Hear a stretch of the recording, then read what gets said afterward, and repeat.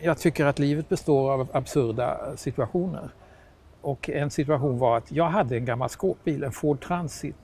Men i alla fall, jag stannade på vänster sida i uppförsbacken utanför glassbaren Venezia. Och då såg gubben där att jag hade en skåpbil. Och då, när jag kom in där så sa han, jaha, du är i flyttbranschen. Han talade lite bruten, jag kan inte återge detta, han talade lite brutet. Va? Ja, då är det så här att min fästmö här, och så visar han på sin fästmö som också var hans assistent. Alltså hon var inte så mycket, det var mycket han som sålde glassen, stod bakom disken, men hon assisterade.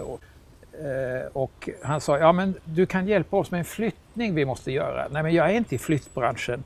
Jo, jag ser ju att du är det, du har ju skåpbil. Du får så, jag minns inte, han erbjöd mig betalning, alltså absolut inte, jag kör inte mot betalning. Det var ju en skåpbil, som konstnär så behövde jag ofta köra klumpiga grejer. Och det slutade med att jag lovade att köra, då hoppade hon in i bilen och så skulle jag köra då till en förort. Och det är några små saker vi ska flytta bara. Och jag lovade att göra det gratis. Och det visade sig att det var en lägenhet som låg flera trappor upp utan hiss där det var ett helt möblemang. Vi var tvungna att göra 2 körningar för att flytta alla grejer. Och jag tyckte det var mer och mer besvärande och till slut efter många timmar som skulle flyttas till en annan förort. Efter många timmar så kom vi tillbaka. Men då blev det så här att när jag kom dit igen så jag fick gå före i kön. Det är det värsta jag vet. Jag vill stå sist i en kö. Och det har orsaker som jag har skrivit en hel roman om, så jag ska inte gå in på det. Men jag avskyr att någon säger, du får gå före. Usch, jag blir generad inför de andra. Det är ett brott nästan. Så bara det gjorde ju att jag blev allt mer skeptisk till det här stället. Och sen sa jag vill ha, jag minns inte, kanske ett halvkilo glass, va? Och bara det var ju rätt så mycket, jag menar att äta ensam. Men nej, jag fick liksom 2 kilo, förstår. Och jag tyckte ju mycket om banansorten, men de ville ju ge mig flera sorter. Slut hade jag hela famnen full med glass och jag hade ju ingen frys. Så att det var ju, även om jag bodde rätt så nära, så var det så dumt, för att det hade hänt faktiskt flera gånger att jag hade fått så mycket glass att jag hade gått till folk och ringt på och sagt, jag har en massa glass, den smälter, kan vi äta den nu, va? Men det slutade med att jag slutade gå dit därför att det blev bara för mycket. Och det är det jag kallade för snällhetens problem, att de bara de ville ta emot mig med öppna famnen och jag tyckte detta var ytterst genant och jag kunde dessutom inte klara av att få kilovis med glass. Så att fast den fanns kvar och jag bodde i närheten, så gick jag efter några sådana här episoder gick jag aldrig mer dit faktiskt. Jag minns den där mannen som en oerhört mystisk person som jag var lite rädd för. Alltså det är en väldigt positiv grej att köpa glass, att få köpa glass. Jag hade en väldig respekt för honom och han hade något slags stenansikte, lite som Buster Keaton. Alltså ingen sån där charmerande glassgubbe som man kan tänka sig skulle kunna vara. Utan ganska väldigt fårord. Jag vet inte om det hade för att det var språkförbistring, men han sa inte mycket. Och han var ganska sträng men snäll, så minns jag honom.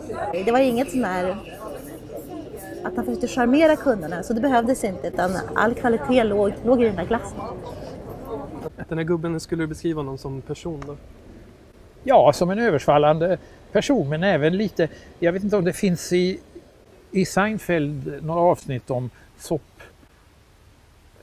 soppnazisten. Kommer du ihåg det? Absolut. Ja, han kunde vara excentrisk och tvär också mot kunder. Det som jag tycker var anmärkningsvärt var att glassarna var ju väldigt goda, men de såg inte aptitliga ut. Och det beror på att han använde inga färgämnen. Färgerna var ju, han använde absolut inga färgämnen. Allting var väldigt blekt. Och glassen var alltså ljust beige. Och så hade den små bananbitar i. Han använde inga färgämnen och det gjorde att blåbärsglassen var grå som cement.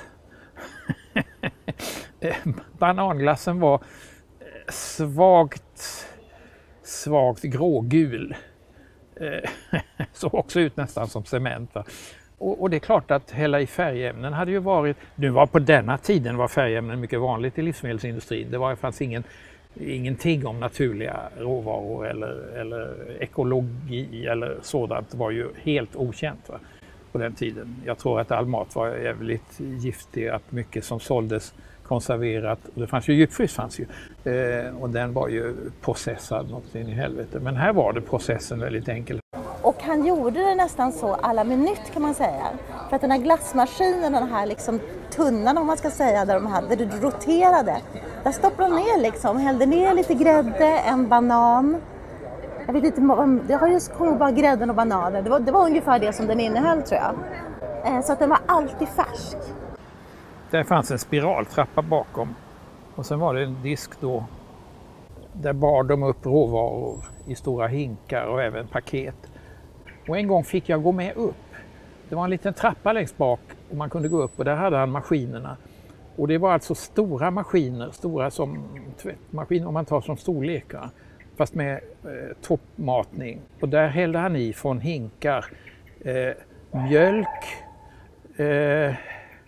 äggulor, frukt och socker. Bananer var ju färska bananer, var vanliga bananer. Men den andra frukten var, jag tror, polska konserver med blåbär, jordgubbar, olika sådana saker. Då fanns ju lite socker i där också, så de hällde han i. Vilken smak var favoriten? Banan, jag åt bara banan. Jag provade några andra också, det gick inte att jämföra, det var bara banan. Men bananen var fantastisk och jag har liksom försökt hela mitt liv att hitta den där glassen igen, den där smaken. Som är kanske den mest gudomliga glass hur som helst, men en av de mest gudomliga smaker jag kan tänka mig överhuvudtaget. Fast jag sysslar med mat och väldigt mycket, så finns det ingenting som kan mäta sig med den. Jag har varit i Venedig, jag har provat alla glassbarer, det finns ingenting. Så det krävs liksom en polack i Stockholm för att kunna göra den italienska glassen tror jag.